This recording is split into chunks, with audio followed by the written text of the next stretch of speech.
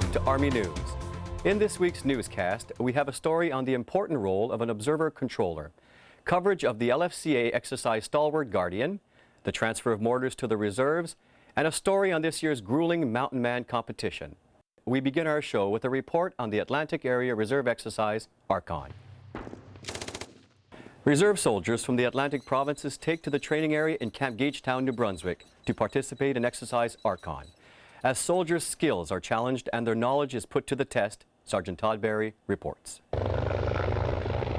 Approximately 1,600 troops from the 4 Atlantic provinces converged in the Gagetown training area for this year's Area Reserve concentration. The purpose of ARCON is to provide an opportunity where we can bring training to its culmination. We do individual training during the year. We provide course opportunities throughout the battle schools. But this is the only opportunity that we have to provide collective training wherein we work within the platoon in the company context. This was a great positive experience, but it was also a growth experience. Well, it gets all of us reservists out here a chance to come out on a week-long exercise, which don't happen very often, and give us a lot of good training, especially away from home, different terrain, better resources. All units in Land Forces Atlantic area have participated. Units are composite. The best example I can use would be the Service Battalion. It gives us a chance to get together as a massed unit to really find out if we're doing the training we need to do. It's confirmation of our training. The other units, artillery, engineers, infantry, they all do the same. ARCON gives us a chance to, us as leaders, the senior leaders and guys that are not, reserve soldiers that are here all summer, to get together with our men and exercise them to a higher state of training. I cannot thank the soldiers in the Atlantic area on behalf of the Commander of Land Forces Area Atlantic, General Ramses, and myself and the staff and the formation commanders. Nothing we say could thank them enough for the determination, the grit, the professionalism, and their dogged attitude that no matter how tired, no matter how far, they were going to get there. I feel we're privileged. We have the best Canadian citizens that this country could ever ask for out there in the ranks. Exercise ARCON is proof that the hard work and dedication of the men and women of the Reserve Force do make a difference in our society. For Army News, I'm Sergeant Todd Berry. Hi, I'm Mortar of Team Canada, or the New Jersey Devils, and you're watching Army News. Army transformation means change and modernization. It also means new roles for many units. We go now to Sergeant Pierre Mignot, who provides us with an update of how a reserve artillery unit is getting up close and personal with the 81mm mortar. During this past year, the mortar platoons were dissolved from the infantry battalions of the regular forces. Their platoons were transferred for the most part amongst reserve units. Warrant Officer Wagger of the 56th Field Artillery Regiment of the Royal Canadian Artillery explains. In October of 2003, we received direction to prepare to begin training on the 81mm mortar, along with our 105mm C3 howitzers in our field battery. They were excited and eager to learn and demonstrate that they were able to convert and train on a different system and be just as effective and fast as they are with their mother system, the C3. The mortars arrived with all their EIS quite quickly, even before we had the chance to prepare our instructional cadre. After the 8 days, we were able to deploy to the training area and commence live firing. One, fire!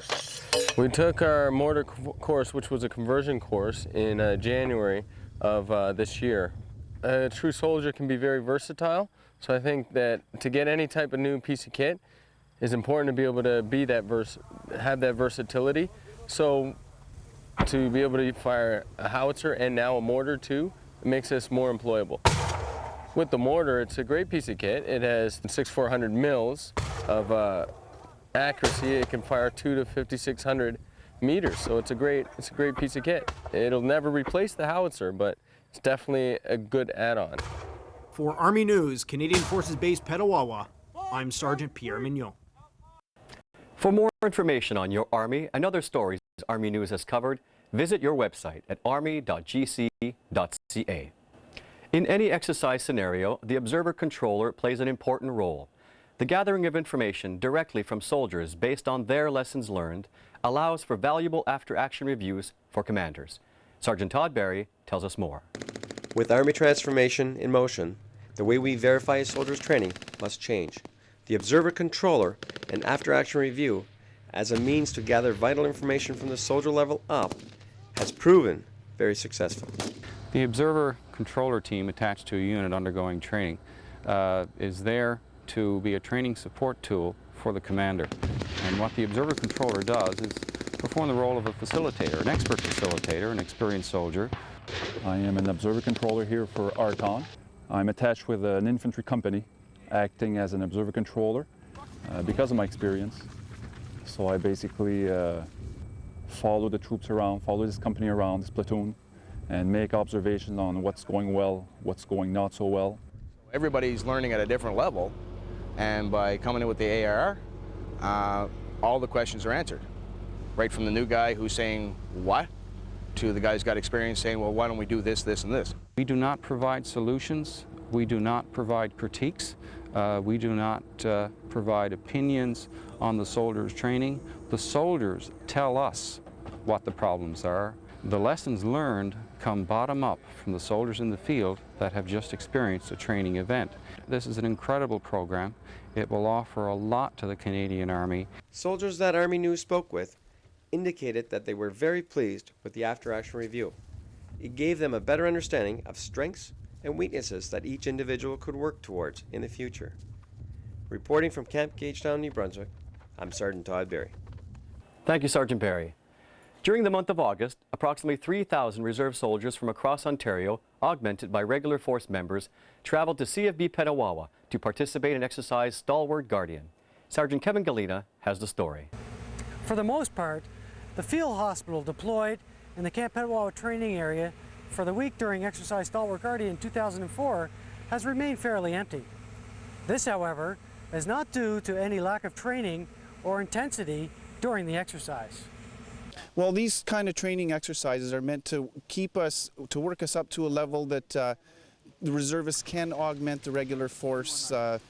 When they go overseas, their numbers could be short for certain trades, and this is to keep us up to their level because the training is very intense and as real as we can make it without going any more beyond being unsafe. But the training is very safe, but at the same time very real. Stalwart Guardian is the culminating point of the training year, so all training throughout the year for the reserves leads inexorably to this point.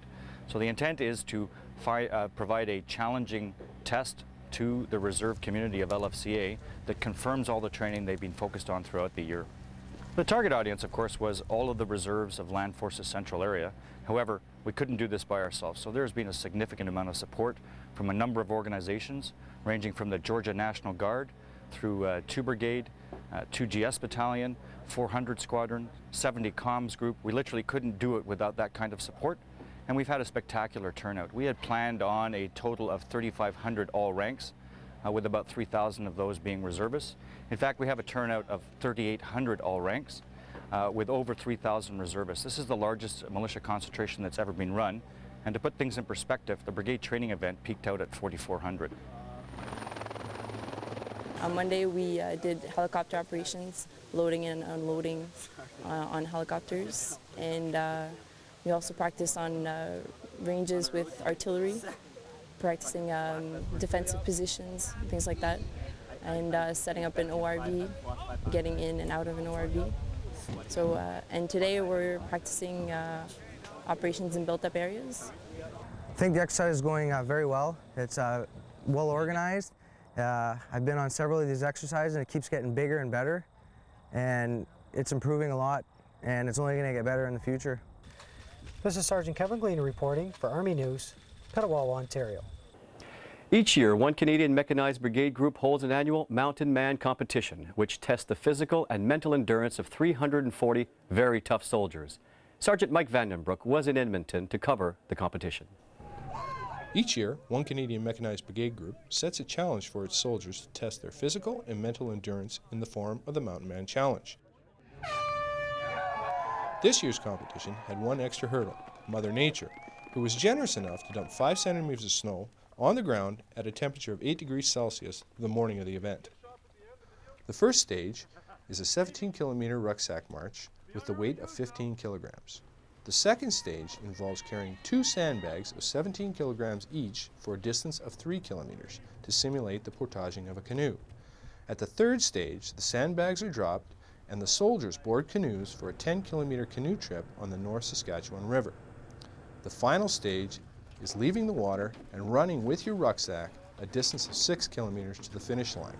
This year's winner of the Mountain Man Challenge was Captain Kevin Shamu from 1 PPCLI with a time of 5 hours, 4 minutes, and 18 seconds.